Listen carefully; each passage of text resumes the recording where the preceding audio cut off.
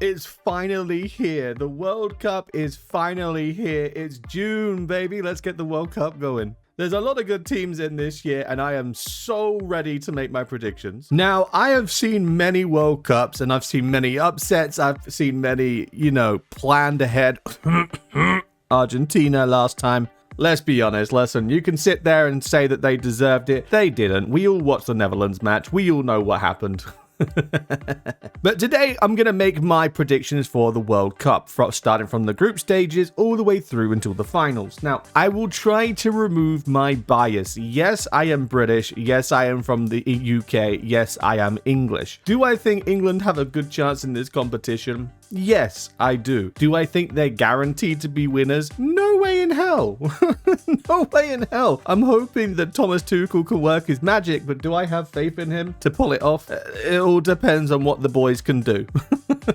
He did well for me as a Chelsea fan. I'm hoping he pulls through as an England fan. So, without further ado, guys, let's get locked in and see what we can do with our great predictions. Starting off with Group A: Mexico, Korea, South Africa, and Czechia. Now, this group I feel could really just go either way. I mean, I don't see South Africa go into the knockouts. I don't. I don't know many South African players, mind you, but I don't think they're a strong enough team. I don't think they are strong enough to really come out of this in first or second. So these guys are without a doubt fourth. First will probably be, if I'm speaking objectively, it's probably going to be Mexico. I think Mexico are probably going to top this group here. They have, I wouldn't say they've got world-class players for every position, but they've got decent players in each position. And I would say, rather than being overbearingly strong or overbearingly weak, I feel like they're a well-even side that can work well.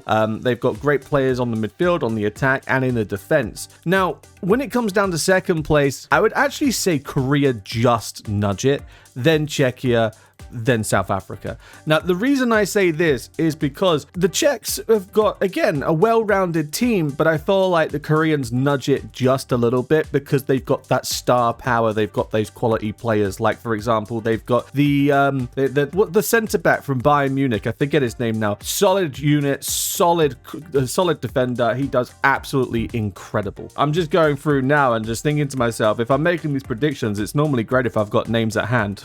So bear with me. So yeah, looking at the squad list now, the person I'm referring to is, of course, Min Jae Kim, the centre-back who plays for Bayern Munich. Absolute quality player. Obviously, when it comes down to the strikers, I wouldn't say there's anyone too notable outside of Son, but, they're not a bad team. They've got a player who plays for Besiktas. Turkish league actually has a decent standard. Of course, midfield-wise as well, they've also got Kang In Lee from PSG, who, again, is a great unit. So I would say that they've got more star power than the Czechs do 100%, because when I'm looking at the Czechs lineup, the only people who really do stand out to me are probably Patrick Schick, and to be fair, that's probably about it, because there are good players, sure, but 90% of their defense is built off of Sparta Prague players, and although Sparta Prague are a great team, I wouldn't say that they are world class. So again, I think it's probably going to be Mexico and Korea. Moving into Group B, I think we're probably going to end up seeing Switzerland, Canada. No, I take that back. Swiss, Boz, Canada, Qatar. Now, Canada, again, decent team. They've got players like, I think he still plays for them, Atiba Hutchinson, great player. They've obviously, of course, got the famous left back that we all love and adore, Alphonso Davies. But again, outside of that, they're lacking star player. I wouldn't say there's many players that are all that noticeable for me personally. I feel like most of their players are playing in leagues such as low level, not low level, but not the top 5 leagues of Europe, or they're playing domestically in the MLS. So I wouldn't say they really have a strong side, whereas Bosnia have a good amount of power behind them. Obviously, they've got Edin Dzeko, they've got the Mönchengladbach striker, Tabakovic is a great one.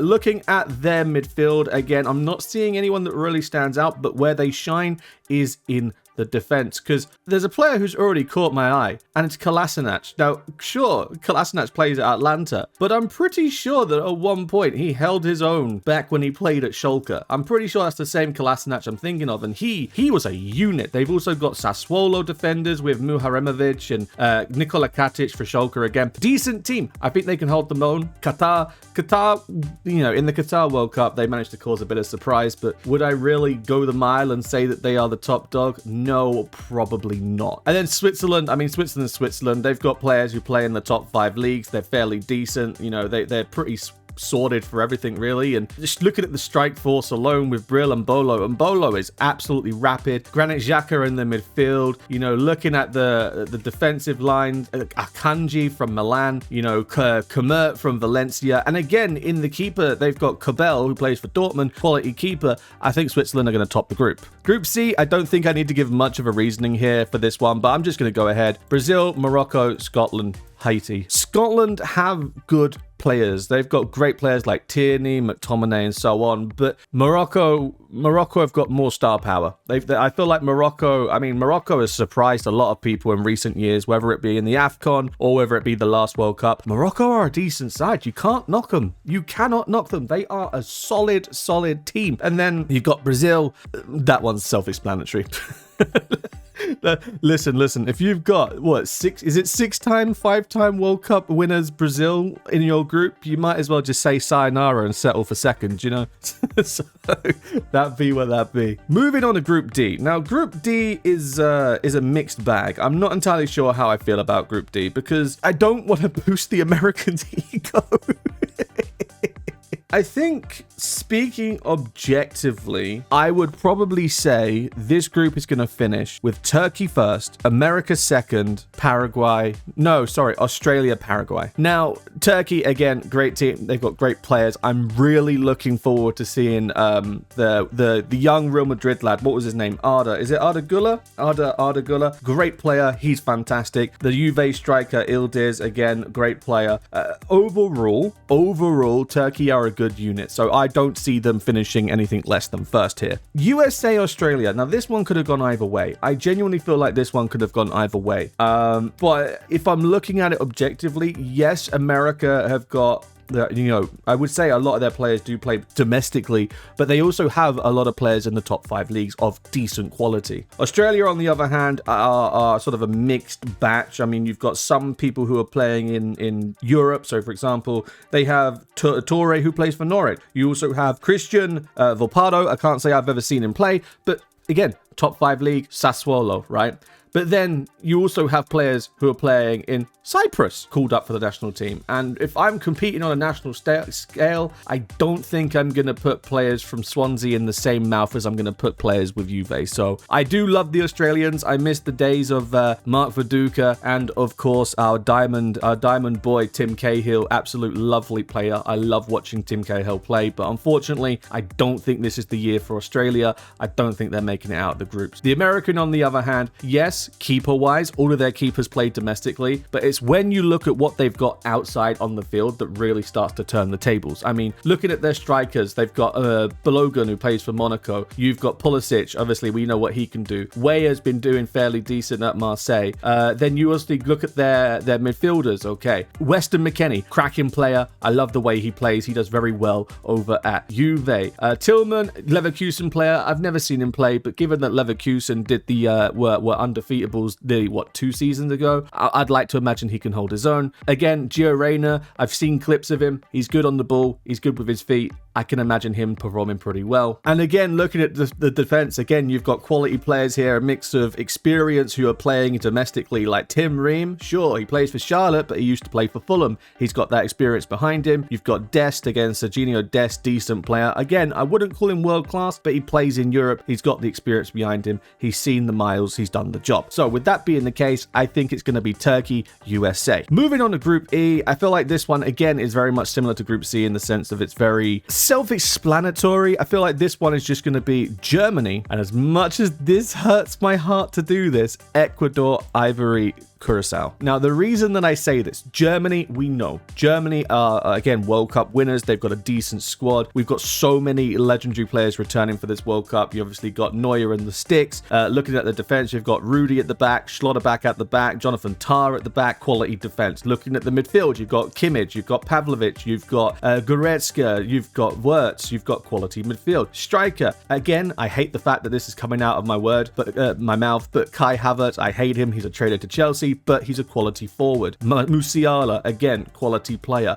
Sane, quality player. The Germans, they're going to dominate this group. Now, I want to say Ivory Coast. I want to say Cote d'Ivoire would come second. I ever since the days of Kalou, Drogba, I've always been a bit of a simp for Ivory Coast. But I don't think this is it for them. I don't think they're going to make it out of the groups. And the reason I say that is because Ecuador, I feel like, are a bit of a dark horse for this tournament. Because, yes, they have the star power, but then they also are just very, very good in the way that they play. They've got Enner Valencia, sure. Brother's like 40, 41, but my guy is rapid. He is fast, he can finish, he can do the job, right? Looking at the defense, Kendry Paez, quality player, loads of potential, beautiful with his feet, he's brilliant. Caicedo, again, defensive menace, he can hold the midfield down. And then with their defensive players, sure, there's not really one outside of Estupiñán that you want to keep an eye out for, but the way they play,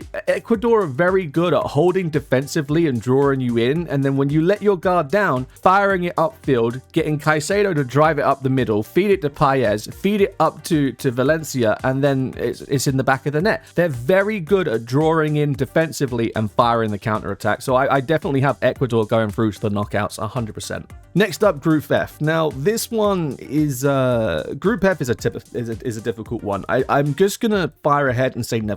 Netherlands are 100% coming out on top. They've got a great team all round, nothing to worry about. They are a solid unit. Now, second place is a toss-up, and I say that because it's a toss-up between Sweden and Japan. If the Japan that we know and we have seen from the last World Cup and all of their friendlies. I mean, look, last World Cup, they knocked out Spain. Last World Cup, they gave Germany a bit of a headache. In these warm-up friendlies, they beat Brazil. Japan have become giant killers. They are the David in the story of Goliath. They can pull this off, I think. They can at least get to the quarters, I believe. But being in the same group with the Netherlands, I don't know if they can pull it off. I feel like when it comes down to these two playing each other, I think it's probably going to be 1-0 or maybe 2-1 Netherlands. I feel like Japan's going to give them a headache, but I don't see them coming out top. And I have more confidence to say that Japan are going to beat the Swedes because, again, the Swedes, I'm trying to think of who plays for the Swedish, and like there's no one I can really put my money on that I would be like, yeah, they're going to turn the tide. Because, yeah, Alex Isak, great player, great striker. Is he consistent? No. Gyökeres, great. He's done amazing in the Prem, but one man can't carry the whole team when he's a striker. Maybe if he's a midfielder or a defender, but at the forward, I don't think so. Again, Elanga, great forward, Newcastle, but is he going to do enough of an effort to really turn it around for the whole team? Don't think so. Maybe 2 years ago with Bergvall, if he could have done something, sure, I would have said yes, but after the season that Tottenham has had, I don't really think so. Lindelof in defense for Villa, again, great player, but I don't think, just really looking at the squad as a whole, and then considering who the manager is, again, this is coming from a Chelsea fan, so it's words of a bitter individual, but Graham Potter. This is a fast, very reactionary team. With the way they play, I can imagine them doing a similar tactic to Ecuador, bringing it in and then throwing it forward. But Graham Potter is not a counter-attacking manager. He's not the type to throw it forward. He wasn't at Chelsea, and I doubt he will be at Sweden, so I don't see Sweden using their abilities to the best they can, and I think Potter's going to hold them back, unfortunately. So that's why I'm going to say Netherlands, Japan, Sweden. I'm noticing I'm dragging this on a bit, so I'm going to try and fly through these as quick as I can, chat. Sorry. I'm going to say Group G, Belgium, Egypt, Iran, New Zealand. New Zealand are great, but I don't think they've got enough players. Iran have decent players, and you know, they do have the ability to surprise a few people. Egypt, I mean, look, Mo Salah's their main guy, and I feel like, again, as a team, they're pretty well-rounded. Belgium are Belgium. Self-explanatory on that one. Group H, I'm probably going to say Spain, Uruguay, Saudi, Cabo. Saudi did well in the last World Cup. I wouldn't say they were phenomenal, but they surprised a few people 100%. Cabo Verde, I'm sorry guys, but I just don't feel like the team is strong enough to really compete. Uruguay has always been a dark horse. I think, remembering, didn't Uruguay win the first World Cup in 36? I could be wrong. I could be wrong with that stat, but I'm pretty sure Uruguay are past World Cup winners as well. Quality team, quality players scattered around. And then Spain, I mean, well, look, Spain is a team. I would say Spain are favorites. I would say Spain or France are definitely the favorites this year, without a doubt. Group I would go ahead and I'm actually going to say France. Ooh. Yeah, I feel like Norway just nudge it. Senegal, Iraq. Again, France dominate easy, no problem. No, they're gonna get through to the knockouts with ease. Senegal were very surprising the last time I watched them play. I expect, especially when they played England, right? They got England on a draw. I was expecting England to dominate them, 3-0, go home, have a pint, be happy. No, genuinely no. Senegal really surprised me. They're quick, they're strong, they're tall, they defend great. Are they world class in every position? No. But are they a decent unit? Yes. Whereas Norway have that star power and they have so many strong players. Again, I feel like if France were not in this group, Norway would come out first easily, without a doubt, no second thought. I mean, look, it goes without saying, you've got Haaland in the striker position. That says everything you need. Then following up, you've got Sorloth from Atletico Madrid. Again, great player, can do the job when Haaland's not there, maybe even sitting up top on a 2 at the striker position. Looking in the midfield, Odegaard, great player. You've got a few other players as well from Italy. You've got Sassuolo's how do I even say this brother's name? Thorst Ved. Brother, Norwegian names, I swear. But Sassuolo are actually a surprisingly good attacking force, and having him in the midfield, from what I remember seeing of him, he's a decent unit, a decent player. Again, defensively, you know, I'm not really seeing any names that strike out to me. I can't sit here and pretend that I know all these amazing Norwegian defenders, because I don't. I feel like Norway's strength definitely comes in the midfield and the strike force, not necessarily the defense and the keepers, but I feel like that's going to be enough to put them above Senegal. Without a doubt, they've got the star player to carry them through. Group J, I feel like this one is probably going to be Argentina, Austria, Algeria, and Jordan. I'm saying this for the sole purpose of I know better Austrians than I know Algerian players, and I feel like a lot of the players that Algeria could use are playing for France. So I'm just gonna leave that one there. Group K, the one that everyone's bidding on, the one that the TikTok songs are going crazy for the AI generated Portugal song. Let's be honest, it's a vibe. But I'm gonna go Portugal, Colombia, Uzbek, Congo. Again, self-explanatory. I feel like this is a pretty easy one to put together. And then the last one, my one, England, Croatia, Ghana, Panama. And I'm not doing that as a England are going to be the best. I feel like we're going to scrape by. I feel like our opener against Croatia is going to be 1-0. It's going to be 1-0 against Ghana, and then it's going to be 3-0 against Panama. England are barely going to scrape first, because we always struggle against Croatia. 60 years ago, our nemesis was Germany. Now it's Croatia. It doesn't matter if it's the World Cup or the Euros, Croatia exists for two reasons in life. One, to give us a nice holiday in Dubrovnik, and the second is to ruin our football dreams. Hopefully this time it will be easier now that most of their amazing players are old and they're slower. So for example, Modric, Perisic, and so on. So fingers crossed on that one. Right, let's go through to the knockouts. So going through to the knockouts round of 16, we have Mexico and Sweden. I'm putting my money on Sweden. Bosnia, Morocco, Switzerland, Australia, I'm going to say Switzerland, Brazil, Korea, need I say more? Turkey, Senegal, I'm actually going to say Turkey. I feel like Turkey can maybe nudge it by like that's going to be either a penalty shootout or that's going to be like a last minute 1-0. I feel like that's going to be 0-0 for the majority of the time. Ecuador, Japan. Now this is very two different sides of a coin, because Ecuador are made, like I said, amazingly defensively, and they're great at pushing on the counter. Japan are very aggressive, but they're also great at tracking back. So I feel like they're also gonna they're just gonna numb each other out in a way. I feel like it's gonna be a close one, but I feel like Japan might just nudge it just a little bit. Germany, Iran, Germany, Netherlands, USA, Netherlands, easy. Next, Sweden, Morocco. I'm gonna say Morocco. I feel like Morocco are gonna go to the quarterfinals. I feel like people are gonna underestimate Morocco a lot. Switzerland, Brazil, I see Brazil coming out on top. Turkey, Japan. Again, it's a tight one, but I feel like Japan might just nudge it. Germany, Netherlands. I feel like the Dutch are going to give the Germans a run for their money, but I see the Germans coming out on top of that. Going through to the semis, I feel like Morocco versus Brazil. It's definitely Brazil. Japan versus Germany. I'm sorry, Japan, but you are great at being these giant killers. You're great at being David in the story of Goliath, but I genuinely think Goliath's going to win. I feel like Germany are going to give Japan too much of a hard time, and I feel like they've definitely learned from seeing Japan actually come out and dominate. So yeah, 100%, I feel like it's going to be Brazil, Germany in this semi. Looking over to the other side, Belgium, Algeria, I feel like that's Belgium. Uruguay versus Norway. Again, this is very much like where was it? This is very much like the Senegal Turkey. This is going to be penalties, or this is going to be a last minute winner, but I'm probably going to say Norway. Spain, Uzbekistan, that's Spain. Egypt, France, that's France. Canada, Argentina, Croatia, Colombia, Croatia. Oh no, I can see what's coming already. No, Croatia, not again. Please, Croatia. Portugal, Czechia, Portugal, England, Austria, England. Oh my God, it's 2006 all over again. Oh no, it's 2006. Okay, so Belgium, Norway. I actually think if this comes to be, I feel like Norway are gonna nudge it. Spain, France, both these are world-class teams, and having them face off each other in the round of 16 is not fair. This should be like a semi-final affair, but I feel like the French would come out on top. Argentina, Croatia. Now, my heart says Argentina because I want revenge on Croatia. But again, Croatia is a team that's very technically gifted and they are underrated. And I can see if there is no interference like there was in the last semi-finals with Netherlands and Argentina, I see Croatia pulling through. Portugal, England.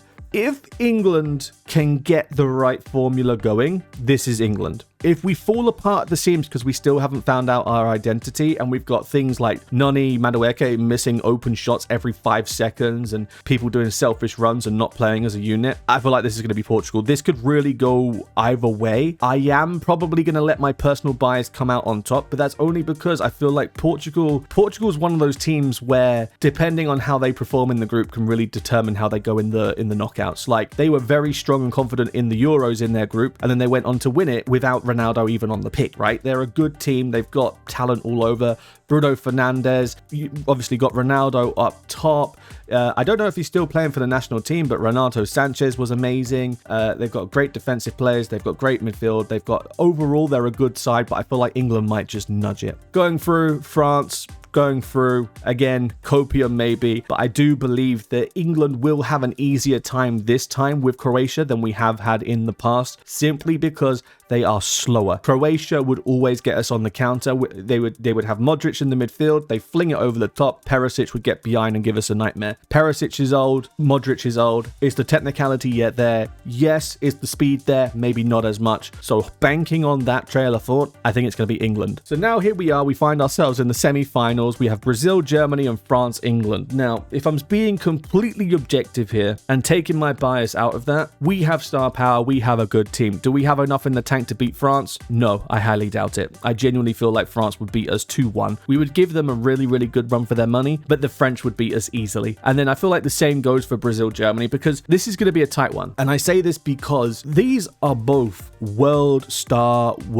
power teams, but these are not the strongest teams that either nation has fielded. Both Germany and Brazil this year are far weaker than the national teams that we have seen in the past. Like, if you compared the 2006 and 2010 teams for both Brazil and Germany and compared it to the teams of today, not many of the players from today, I think, would even get back into those teams. If they did, they'd probably be on the bench or a second option. And I'm pretty sure the Germans want to have another, what was it in that World Cup in Brazil? It was like 8-1, right? But I feel like this is going to be toss of the dice. I think maybe the Brazilians are going to come out on top against the Germans here. Yeah. And then last but not least, France, Brazil. This really pains my heart. I think the French. I genuinely feel like the French have got a solid team. They've got Champions League winners. They've got, I mean, look, let's just list off. Let me have a look at my list again. Let's just list off some of these players that the French are rocking in their squad, because the fact that they've all in one team is not fair, man. How are people supposed to compete with this nonsense? You know what I mean? I don't understand it, because it is such a blooming good team. Right, goalkeepers. Mike Maignan, AC Milan keeper, cracking keeper. Samba and Risa, I can't say I know for them, but let's be honest, are they going to play? No. In the defense, Upamecano, quality. Saliba, quality. Lacroix, quality. Koundé, quality. Konate, quality. Hernandez, quality. Hernandez, quality. Gusto, questionable. Digne, decent. Midfielders, Kante, quality. Rabiot, quality. Tchouameni, quality. Zaire Emery for PSG, quality. Look at the strike force. Who have they got? Thuram, quality. Olise, quality. Mbappe, quality. Mateta, decent. Doué, quality. Dembele, quality. Cherki, amazing. Barcola, quality. And then Akliuche, never seen him play, cannot comment. That mixed with the mindset of Didier Deschamps, who's managed to pull it off over and over and over again, it's an easy win. Chat, I'm sorry to say it breaks my heart as an Englishman, it breaks my heart as anyone really, but I feel like France is going to get it for the second time in a row. No, it wasn't second time in a row. I'm thinking of something else. I'm thinking of the Euros. It was Argentina last time for the World Cup. But yeah, I can see France adding another star on their shirt. It pains me to say, but I feel like this is France's year. If there's no backdoor dealings like there was with Argentina last time around, this is definitely France's year. So there you go. There's my prediction, chat. If it's right, if it's right, if it's wrong, it's wrong. Let me know in the description. Let me know in the chat. Let me know in the chat. My God, I'm half YouTube, half Twitch brain. My God, I'm smooth brain, full brain. For the YouTube Albies, make sure to, of course, drop a sub. Check this out. Check this video out. Let me know if I'm right. Let me know if I'm wrong in the comments down below. Drop a sub. I will see you guys in the next one. And let's get moving on to the next one, chat. See you in a bit. Ta-da!